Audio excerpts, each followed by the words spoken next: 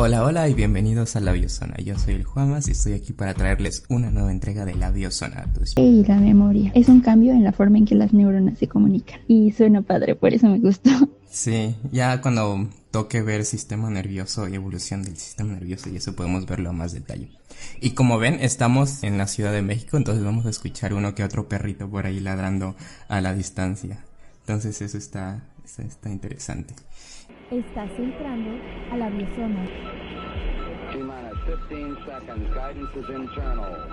12, 11, 10, 9. Ignition sequence start. 6, 5, 4, 3, 2, 1. Y bien, antes de continuar con el tema de hoy, que va a ser la célula, vamos a poner un poco en contexto sobre lo que veníamos hablando en temas anteriores. Empezamos con esta historia empezamos desde muy atrás, desde el origen del universo, luego fuimos con el origen de la Tierra y como les hemos estado repitiendo, tenemos que la vida se formó tan pronto como pudo. En las rocas más antiguas que hay en la Tierra ya tenemos evidencia de vida, es decir que la vida se pudo haber formado mucho antes, solo que no tenemos rocas en ese tiempo. Tan pronto como se pudo ya tenemos evidencia de vida. Y vamos a repasar un poco esta línea de tiempo así muy rápidamente. Entonces 4.500 millones de años se forma la Tierra, a los 4.000 ya tenemos agua, tenemos a los 3.500 evidencia certera de que ya hay vida y en algún punto en esos 3.500 y 2.000 millones de años aparece la fotosíntesis, que fue una gran revolución en la vida en la Tierra porque cambió toda la atmósfera y tenemos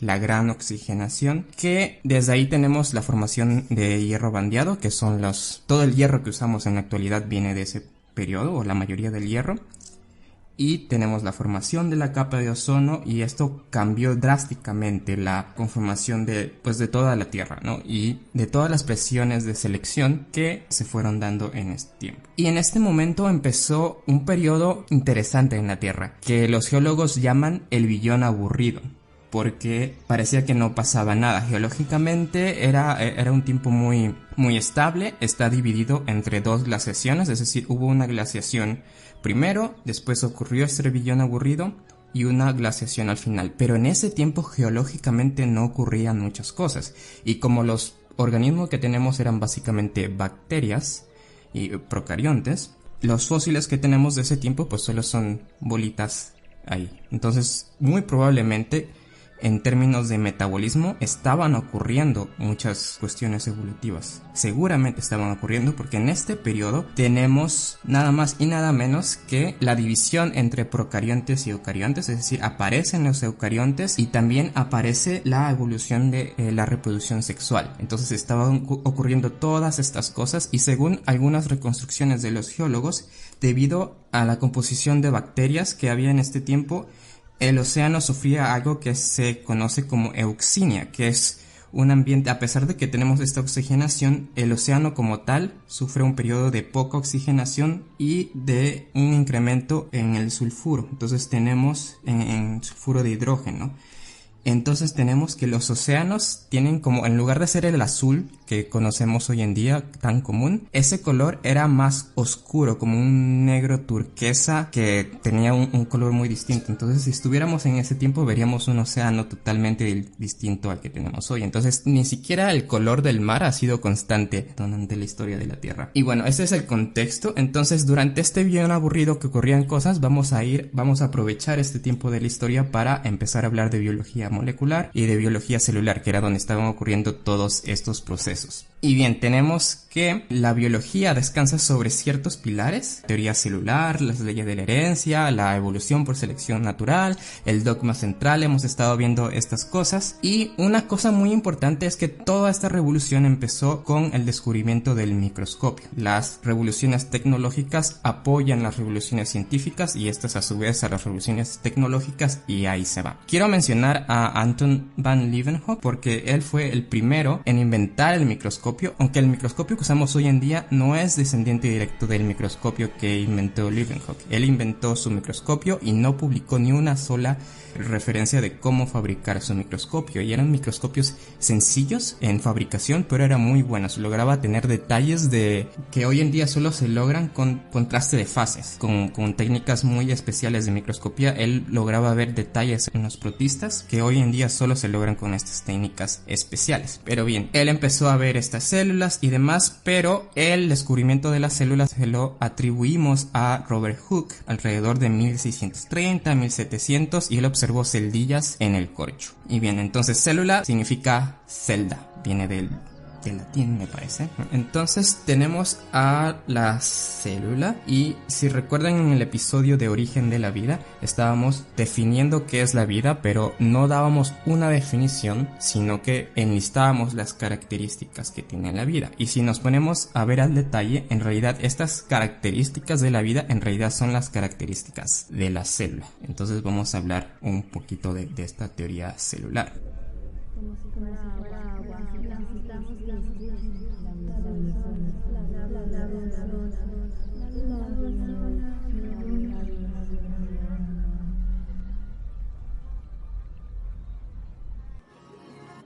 I took the leap. Somebody's heart.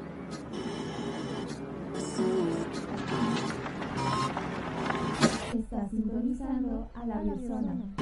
La teoría celular fue propuesta a finales del siglo XIX, mediados del siglo XIX, igual por observaciones que se hacían con microscopios. Los que lo propusieron fueron dos alemanes, uno que trabajaba con animales y otro con plantas, pero llegaron a la misma conclusión. La teoría celular dice que todos los organismos están compuestos de células y que la célula es la unidad básica de la vida, estructural y funcional, y esto tiene que ver con lo que mencionábamos de las características de la vida. En realidad, si vemos las características de la vida, estamos enumerando las características o las funciones que tiene una célula, que es pues reproducirse, crecer, tener metabolismo. Esas son las características que tiene una célula. Y se dice que es la unidad funcional y estructural porque algo más pequeño que una célula, por ejemplo, si agarramos el núcleo o solo la membrana, no va a presentar estas características. Un núcleo o solo la membrana no presenta las características de la vida, entonces decimos que eso no está vivo. Lo que está vivo en sí es la célula. La célula es lo que tiene vida. Esto de la teoría celular fue como algo retrospectivo. Cuando Sladen y Swann proponen su artículo, escribieron juntos una cosa en 1839. Independientemente llegaron a esta idea, pero fue como todo un conjunto de mucha gente publicando distintas cosas. Y ahora podemos ver como esta revolución celular, pero en el tiempo era como gente publicando cosas, ¿no? Bichat, supongo que puedes pronunciarlo como Bichat, no sé si es francés, pero en 1800 él define lo que es un tejido, que es un tejido son como distintas células que cumplen una función determinada. Y Brown en 1830 él describe el núcleo celular. Y Brown, si les suena, eso fue con lo que me pareció interesante, es el responsable del nombrar al movimiento browniano, que él descubrió, él veía al microscopio cómo las partículas de polen se movían en el agua, y él decía, qué cosa tan rara. Y fue hasta que llegó Einstein y dijo, mira, eso se mueve así porque las cosas están hechas por moléculas. Entonces el movimiento aleatorio de las moléculas es lo que produce el movimiento browniano. Y bueno, entonces tenemos tejido, tenemos núcleo celular, y después llega Sladen y Swann, porque es alemán, ¿no? Es Swann y Sladen. Sladen y Swann. Entonces ellos vienen y proponen esto: la célula como unidad básica de la vida, y eso seguramente les suena de sus clases de la prepa, ¿no? La célula es la unidad estructural del organismo, y vamos a estar poniendo por ahí una canción de R4, ahí les pongo las referencias al final, pero es muy gracioso. Buena rola. Sí, esto es importante porque esta teoría la proponen en 1839, podemos decir, porque es la publicación que ya ellos como que se juntan y dicen, sí, ya sabemos qué onda. Investigaciones microscópicas sobre la concordancia de la estructura y crecimiento de las plantas y animales. Es como un compendio de, miren, ya estuvimos investigando esto por mucho tiempo y creemos estar bastante seguros de que todo está hecho de células o por secreciones de las células. Entonces los organismos están hechos por células y todas las funciones suceden en las células o en sus inmediaciones. Otro personaje importante es Virchow, que hace este postulado de que toda la célula proviene de otra célula, que en latín es omnis cellula ex cellula, que es esa frase que se hizo famosa por François Vicent Raspail, es un francés, no sé pronunciar francés, pero toda célula proviene de otra célula. Esto es importante porque por mucho tiempo se creía en la generación espontánea, y esto un poco culpa tiene Aristóteles, que hizo mucho daño yo diría, para el conocimiento moderno, nos retrasó mucho, pero se creía en esto de la generación espontánea, que si ponías ropa sucia con carne en una esquinita, iban a aparecer ratas, iban a aparecer cucarachas, y se creía por mucho tiempo esto. No fue hasta que vino Pasteur en 1800, sí, 1820, mitad de 1800. No fue hasta que vino Pasteur, logró convencer a la gente de que la generación espontánea no ocurría, con un experimento muy ingenioso, donde tenía estos matraces con vidrios que con determinada forma hacían que el aire pudiera entrar pero no salir. Entonces dejaba así su caldo de cultivo a la intemperie, al aire libre, y no ocurría la fermentación, no se contaminaba por bacterias, a pesar de que había aire del exterior tocando esta sopa de cultivo. Spallanzani lo había hecho un poco antes, pero fue como Pasteur era muy famoso, entonces logró convencer a todo el mundo de que la generación espontánea no existía. Entonces, a pesar de que ahora nos suene como muy trivial decir la célula es la unidad básica y todo viene de la célula y que toda célula proviene de otra célula, fue una revolución muy importante en su momento, porque era como rebatir esta idea de la generación espontánea. Sí, nos vamos al detalle, hoy no quiero entrar en este detalle, pero esto de que toda célula proviene de otra célula no es totalmente cierto, porque esto implicaría que hay una cadena infinita de células. Eventualmente una célula tuvo que ser primera, y bueno, eso ya lo vimos en el origen de la vida, y esta implicación tiene que ver un poco más con la filosofía de la evolución, pero vamos a dejarlo ahí. Por ahora, quiero retomar lo de que cuando definimos a la vida, estamos enlistando las propiedades que tiene, y que estas propiedades son las mismas que la que tiene la célula. Entonces, la vida es aquello que las células hacen, y depresión sináptica, ¿qué hacen las células? ¿Qué hace una célula en su día a día? ¿Qué son las cosas de la célula? La célula tiene metabolismo y eso le va a permitir cumplir con ciertas funciones o llevar a cabo ciertos procesos, como responder al medio en el que se encuentra y principalmente dividirse. O sea, la célula va a crecer, va a acumular material dentro de su citoplasma, va a protegerse del medio, todo con el propósito de llegar a la división. Sí, una frase que me gusta es de que el sueño de toda célula es convertirse en dos células. Aunque todo el proceso, el objetivo de la célula es llegar a ser dos células. Obviamente, si le dicen a un biólogo eso, igual te va a mirar feo, porque es como las células no tienen propósitos, las células solo están ahí. Pero sí, todos los procesos, el metabolismo es para poder crecer y al final para poder dividirse.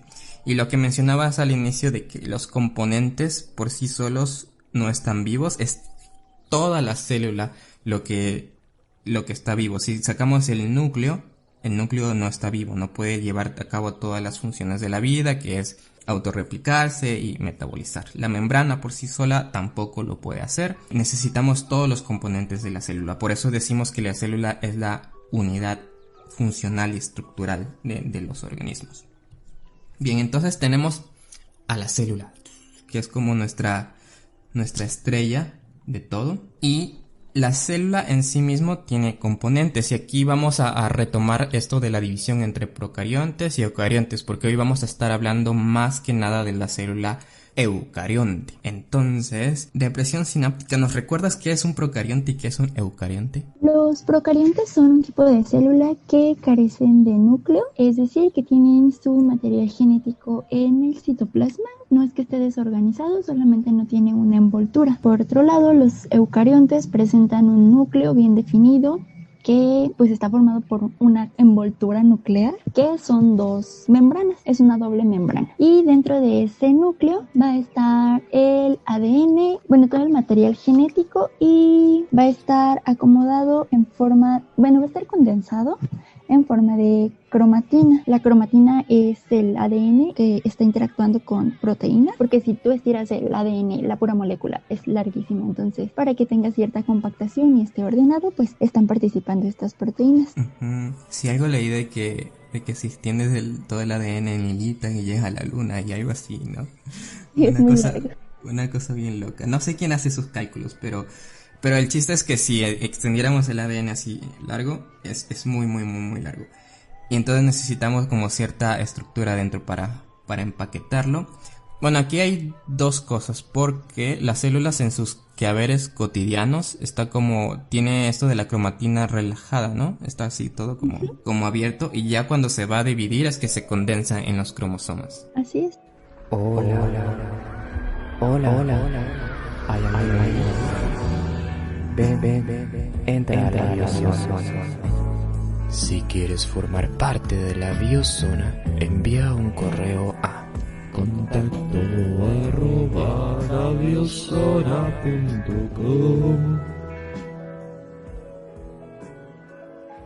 Bueno, entonces, ¿qué tenemos hasta ahora? Tenemos a la célula eucarionte y adentro el núcleo, pero quiero poner en contexto otra vez que esto ya lo saben las personas que nos han estado escuchando, pero si llega alguien nuevo de pura casualidad, tenemos que las células procariontes son las primeras que aparecen en la historia de la vida en la Tierra. Son básicamente las bacterias y las arqueas, estos dos grupos. Y la célula eucarionte básicamente es como un monstruo que sale de la fusión de estas dos. Y esto es la teoría endosimbiótica que propuso Lynn Margulis. Ella decía que hubo una arquea ancestral que debido a esta presión de selección por el oxígeno se vio la necesidad, bueno, siempre terminamos en estas cuestiones teleológicas, pero el chiste es que había una gran presión de selección y ocurría este engullimiento de alfa-protobacterias, y eventualmente, debido a que era adaptativo no digerir a esta bacteria,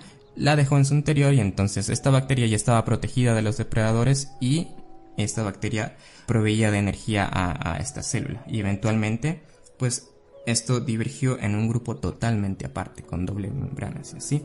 Como evidencia de esto tenemos que las mitocondrias y los cloroplastos tienen doble membrana. En la teoría original de Lynn Margulis, ella propone que los flagelos también provienen de un procarionte ancestral, algo como una espiroqueta, porque, por ejemplo, estaba leyendo este artículo de Giardia lamblia, que es este parásito protista que tienen los perros, los gatos en el intestino y a veces también nosotros. Ellos tienen 4 flagelos, que son como estos látigos con los que se mueven. Al momento de dividirse, cada célula hija termina con 2 flagelos, y este flagelo se divide como si fuera un organismo independiente, se divide, y es así como tienes estos 4 flagelos. Y entonces eso llevó a Lynn Margulis a proponer que también el flagelo era un organismo independiente en su momento. Esto se ha visto que no necesariamente es el caso, pero ahí está la idea. Sabemos que las mitocondrias y los cloroplastos al menos sí provienen de esta endosimbiosis, y eso es lo que tenemos ahora. Entonces tenemos el núcleo celular de los eucariontes de este grupo, son los únicos que tienen núcleo con 2 membranas.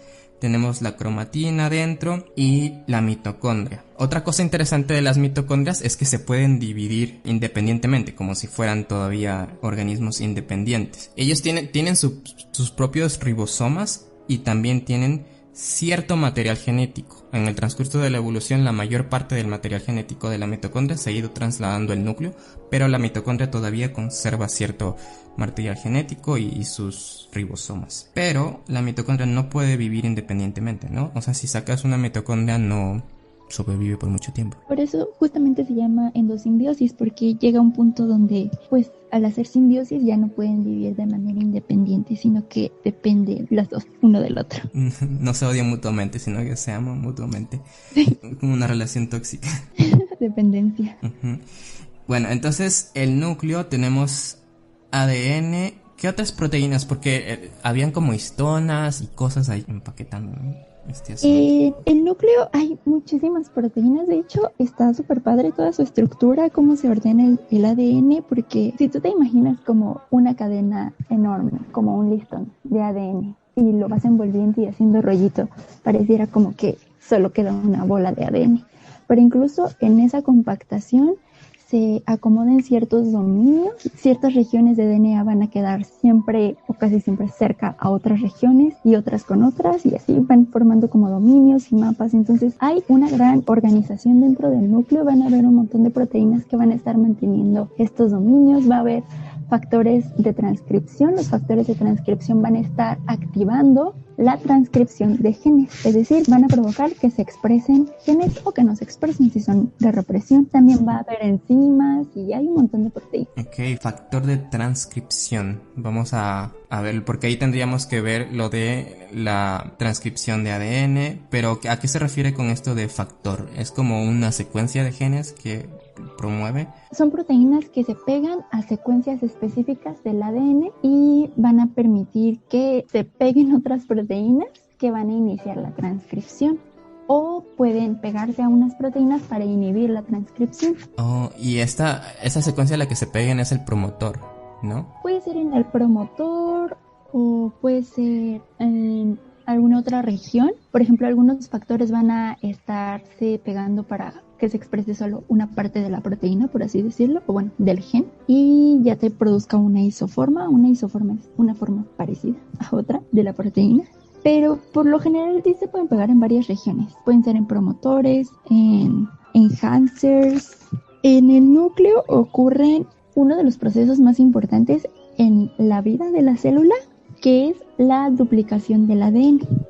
Y eso se refiere a cuando una célula se divide, tiene que hacer una copia de su material genético para que una célula hija se quede con una copia y la otra se quede con otra copia. Entonces este proceso de duplicación se da en el núcleo. Para eso participan un montón de enzimas que van a estar reacomodando la estructura del ADN, su compactación y eso, para formar la copia. Es un proceso muy padre, participan muchas enzimas, pero no vamos a dar detalles. ¿Y eso de la replicación se hace con el núcleo todavía ensamblado? Porque en algún momento cuando se divide el núcleo celular se disuelve, ¿no? Se deshace. No, todavía está ensamblado. De hecho, en esa parte, si tú ves una célula en microscopio, no ves como que gran actividad en el microscopio, pero en realidad en el núcleo pues se está replicando. Entonces hay mucha actividad en el núcleo. Ya que está duplicado el DNA es cuando se empieza a condensar y se forman los cromosomas, empieza a desaparecer la envoltura nuclear y se da este proceso de mitosis. Mitosis es la división celular, con la cual se va a dar origen a dos células idénticas. Eso del núcleo que se deshace, eso se me hace bien interesante. ¿Tú sabes quién participa en eso de que se disuelva? ¿Encima se lo comen? No sé bien cómo, no se deshace por completo, más bien se fragmenta y entonces queda ahí como pedacitos de núcleo alrededor, pero en sí no es que desaparezca por completo. Porque aparte el núcleo tiene doble membrana, dices, ¿no? Y también tiene como la membrana externa, también tiene proteínas insertas Así es. En esta membrana, y hay como poros nucleares que son bien interesantes. Y de hecho esos poros están súper padres porque van a estar regulando todo lo que entra y todo lo que sale del núcleo. Está súper controlado ese tráfico de moléculas. No cualquier proteína puede entrar y no cualquier proteína puede salir. Hay secuencias muy específicas que son reconocidas por proteínas que están en el núcleo, que son como los vigilantes de la entrada y salida del núcleo. Como la zona VIP. Te dice si pasa o no pasa. Sí, estaba leyendo un libro de Daniel Dennett. Él decía que la biología es ingeniería. Entonces que cada organismo, en este caso estamos viendo cada célula, porque la célula es la unidad fundamental de la vida. Básicamente es ingeniería, no tienen que resolver problemas y el problema es de cómo existir, de cómo perpetuarse y cómo duplicarse. Entonces, una de estas cosas que me imagino que el núcleo también separa como la química alrededor de la molécula de ADN, porque tanto el ADN como el ARN son moléculas muy frágiles. El ARN más que el ADN, pero necesitan un control bastante ahí para que no se desnaturalice. Y me imagino que esa es la función de tener este poro que está regulando, ¿no? La entrada y salida. Bueno, en cuanto a contenido de citoplasma es muy parecido, más bien de citosol. El citosol es pues el agüita con las sales disueltas. Lo que sí cambia es la composición de proteínas que hay en el núcleo. Como ya les dije, hay factores de transcripción y muchas proteínas que van a estar regulando la expresión génica. Entonces, que tú controles qué va a entrar o qué no, te va a permitir expresar ciertos genes en el momento en que las señales te indiquen que expreses esos genes, que es un proceso de comunicación celular. Es algo muy padre, muy regulado igual, y yo creo que más adelante podemos explicarlo, ya que veamos qué otros componentes forman parte de la célula, porque justo como decía Juamas, es como una ingeniería, porque hay un montón de mecanismos que están comunicados o como si fuera una máquina. Entonces una cosa pasa por aquí y luego tiene que pasar por acá y luego tiene que llegar acá, y una vez que llega a su punto hay información de regreso. Entonces es una maquinaria muy compleja. Y como autorregulada. ¿Y cómo el núcleo? Hay que hacer todo un capítulo del núcleo, porque cómo el núcleo regula qué entra y qué sale. O sea, ¿quién le dice? No lo sé.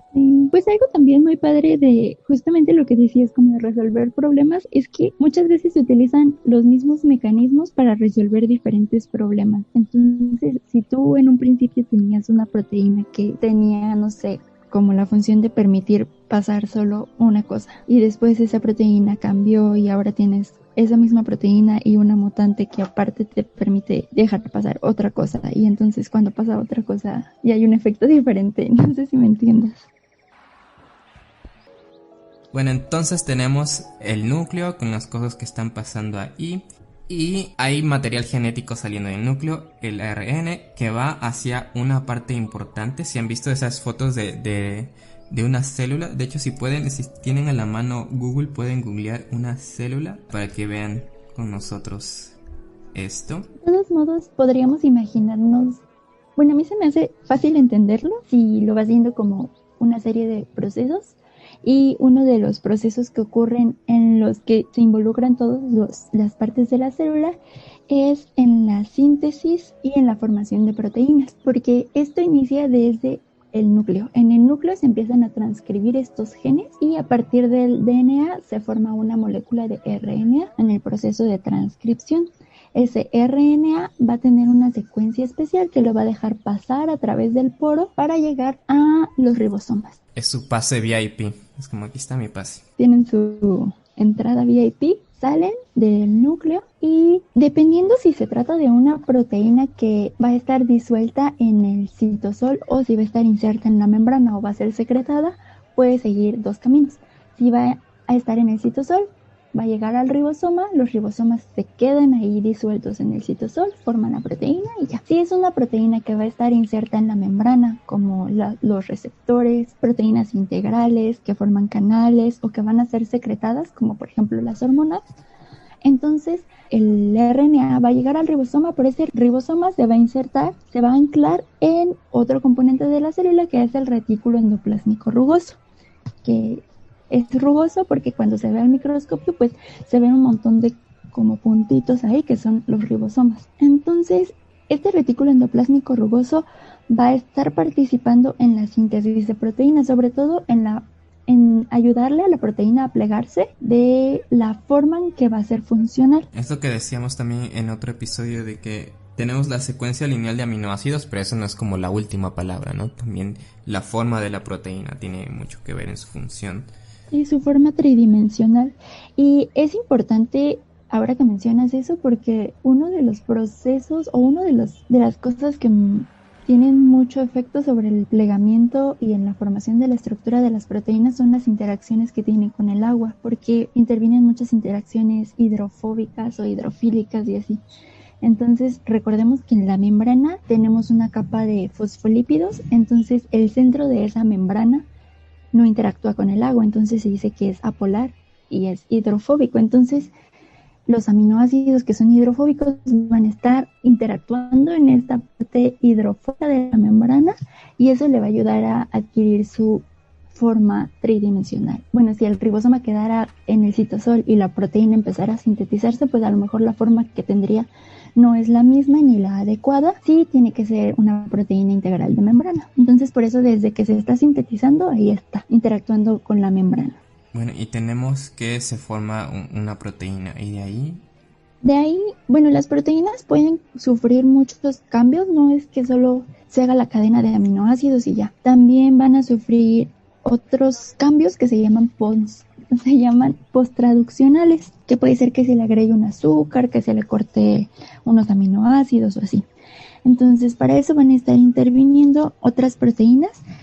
Unas se encuentran dentro del retículo endoplásmico rugoso y de ahí van a pasar a, bueno, va a ser vesiculada, va a pasar por un proceso de tráfico vesicular donde estas proteínas que se están formando se van a ver envueltas en una vesiculita y en esa vesícula van a sufrir cambios hasta llegar a su forma madura, por así decirlo, y ya así pues ser insertadas en la membrana o ser secretadas. ¿Y esto es dentro del retículo endoplásmico rugoso? Van a participar otras estructuras como también el aparato de Golgi. Que siempre suena como el aparato de Golgi, pero nunca me quedó claro como qué hace el aparato de Golgi. El aparato de Golgi es un complejo membranoso que es muy dinámico. O sea, bueno, tenemos la proteína que está en el retículo endoplásmico. Llega un punto donde esa membrana del retículo endoplásmico va a formar una vesícula, hagan de cuenta una burbujita, y de ahí pasa al aparato de Golgi. En ese aparato de Golgi se va a fusionar con las membranas, luego se va a formar otra vesiculita, va a fusionarse con otra membrana, y así va como pues formando vesículas. ¿Y el retículo liso? El retículo endoplásmico liso, ese no tiene tantos ribosomas asociados, por eso es que se ve liso y se hace esa diferencia, pero una de las principales funciones que tiene es las proteínas que van a ser secretadas o que van a ser insertadas en la membrana van a pasar por el retículo endoplásmico rugoso, donde van a ir adquiriendo su conformación tridimensional y también van a sufrir modificaciones posttraduccionales, que muchas de estas indican hacia dónde va a ir la célula, es decir, si va a ser insertada en la membrana o si tiene que ser secretada hacia el exterior de la célula o si va a formar parte de algún organelo. Entonces muchas de estas modificaciones son como etiquetas que se le agregan a estas proteínas y en eso participa el retículo endoplásmico rugoso y el liso. Además, el retículo endoplásmico liso, este es así porque no tiene ribosomas asociados, pero una de sus principales funciones es que controla la cantidad de calcio extracelular. En el retículo endoplásmico liso hay unas proteínas que se encargan de absorber todo el calcio que está en el citoplasma. Entonces, dentro del retículo endoplásmico liso hay muchísimo calcio y afuera del retículo endoplásmico liso hay muy, muy poquitos calcio. Y eso es muy importante para las células porque muchas proteínas se activan con calcio. Entonces los niveles de calcio son súper regulados dentro de las células. Y pues en parte es gracias al retículo endoplásmico liso. Va a almacenar todo este calcio. Y bueno, las proteínas siguen entonces su camino por esta serie de complejos membranales y llega al aparato de Golgi. El aparato de Golgi está igual formado por membranas, se le llaman cisternas, y tiene dos caras, por así decirlo. La cara cis, que está cerca del retículo endoplásmico, y la cara trans, que está cerca de la membrana celular. Entonces, las vesículas adentro tienen las proteínas que se están sintetizando o están insertas en la membrana, salen del retículo endoplásmico, pasan a la red de cis-Golgi y a partir de ahí van a seguir adquiriendo su forma, van a seguir sufriendo modificaciones hasta llegar a la cara trans. En la cara trans es donde son empaquetadas o vesiculadas, van a ser envueltas otra vez en la vesícula y de ahí ya van a seguir su destino. En el aparato de Golgi lo que ocurre pues es que se modifican todas estas etiquetas que se le han estado pegando a la proteína, que van a indicar hacia dónde se van a dirigir, se van a empaquetar, y otra función que tiene es que también ayuda a la síntesis de lípidos. Si eso de los lípidos está bien interesante porque, o sea, tenemos que está codificado, las proteínas están codificadas en en el ADN, ¿no? Pero la célula también es la membrana. ¿Y de dónde salen esos lípidos? Salen de aquí. De Golgi. Ajá, muchos de los lípidos son sintetizados ahí, pero también hay mucho reciclaje. La célula no desperdicia. Entonces, si tienes tu vesícula, la vesícula tiene membrana, es como una burbujita, pero tiene membrana. Entonces se pega a la célula. Si tú pusieras un montón de vesículas en la célula, de repente ya no tendrías membrana dentro para hacer más vesículas. Entonces hay otro proceso donde se forman vesículas, pero ahora hacia el interior de la célula. Entonces de la membrana se forma otra vesiculita. Hazte cuenta como una burbuja, pero ahora hacia adentro. Y esa membrana va a ser reciclada en otros organelos o se van a estar sintetizando nuevos lípidos. Eso de los lípidos es un bien precioso en las células. Entonces ya vamos viendo varios patrones tenemos los lípidos, que son muy importantes, los niveles de calcio, que son muy importantes, y tenemos que todo está hecho como de membranas, de compartimentos, una cosa dentro de otra. Y eso es algo que ahorita no mencionamos, ya lo habían mencionado antes, pero las membranas tienen un papel súper importante en la regulación de todos estos procesos, porque lo que hacen es separar lo que hay de un lado y del otro. Y eso te permite que si tú alteras la concentración de algún ion o algún compuesto, eso te pueda generar un cambio. Y es una parte activa de la comunicación y de la función de las células. No es nada más como la barrera que ahí está, sino que está cumpliendo una función muy importante.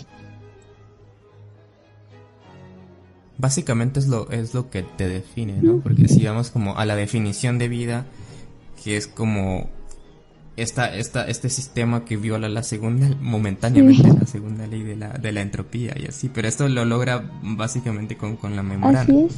El material genético es como para que, cómo hacemos cosas para mantenernos y para crecer, pero es lo que te permite ser, es la membrana al final de cuentas.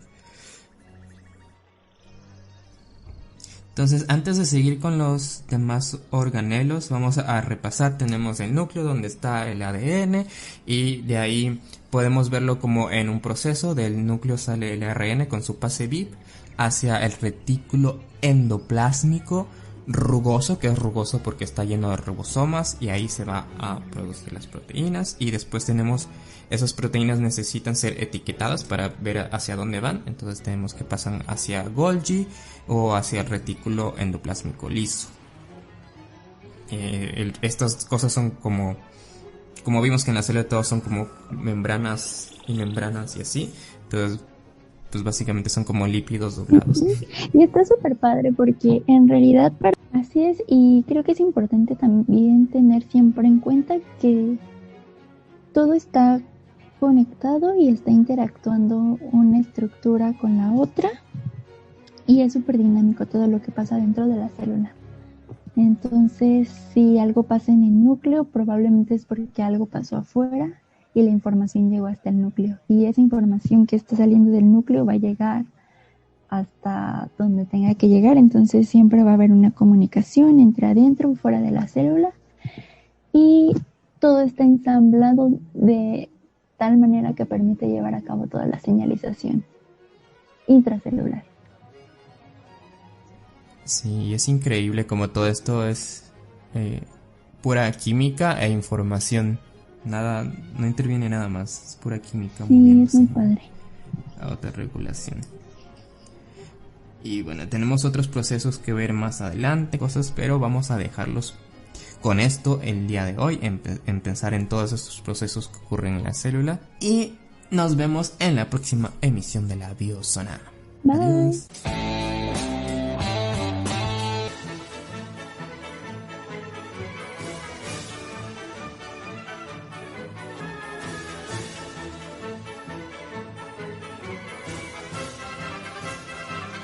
Esto fue La Biozona. No te pierdas nuestro próximo episodio. Hasta pronto.